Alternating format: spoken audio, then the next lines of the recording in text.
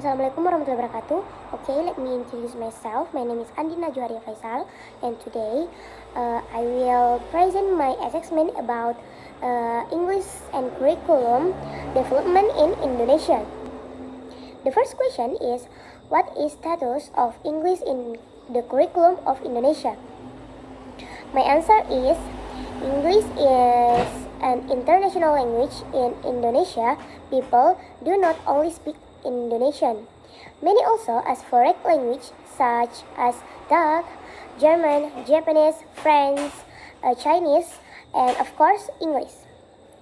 And in the education system, English is primarily studied as a subject, meaning it is learned for specific purpose such as education, research, advancement, and international communication. Okay, next question is, what are the causal factors of the curriculum shift from KTSP to K13? My answer is the change from the KTSP curriculum to K13 occurred because educational needs continue to develop along with the process of the times. The world is becoming more modern, so the education system must also adapt to this change in order to remain relevant. In addition, the curriculum needs to follow more modern and international education standards so that the quality of education in Indonesia does not fall behind. The third question is the noticeable sameness and difference between both curriculums. My answer is, looking at the similarities, both KTSP and K13 share the same core objective to improve the quality of education and prepare students for future challenge. Furthermore, both curricula are developed in accordance with government regulation. The difference, however, are primarily found in the learning approach. While KTSP was more teacher-centered, K13 shifted the focus to be more student character. This also redefined the teacher role. In KTSP, the teacher serves as the primary source of information, where in K13, they act more as a guide or facilitator to the students.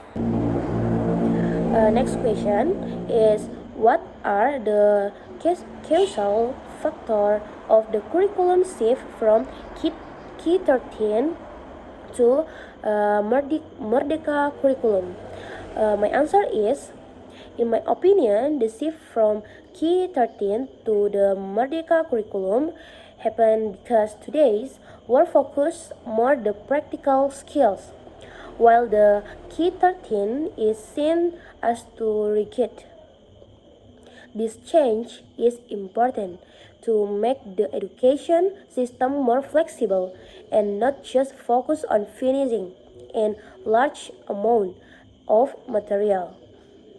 The goal is to help students focus developing their talent and real potential so that when they graduate, they are mentally prepared and have practical skills that are actually useful in the workplace and in everyday life. The next question is, what are the typical characteristics of Merdeka curriculum which have made it different from K13? Explain your answer. My answer is, the Merdeka curriculum gives students more freedom to focus on their own abilities. In the curriculum, learning is based on project P5, where students are encouraged to learn through real activities. Unlike Key 13, where learning mostly takes place in the classroom through face-to-face methods, in the Merdeka curriculum invites students to go directly into the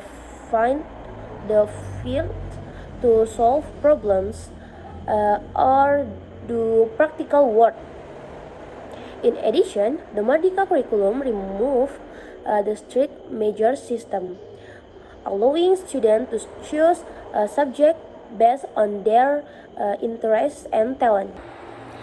The next question is, what do you think of the status of English in tertiary level of education in Indonesia?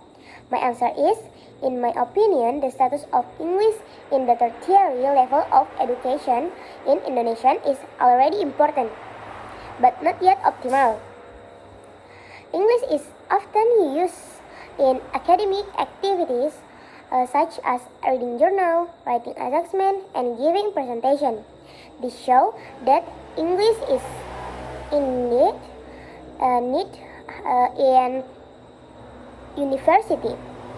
However, in daily lecture, the use of English is still limited, and many students are not yet accustomed to using it actively. Therefore, its use need to be improved so that students are better prepared to face global competition.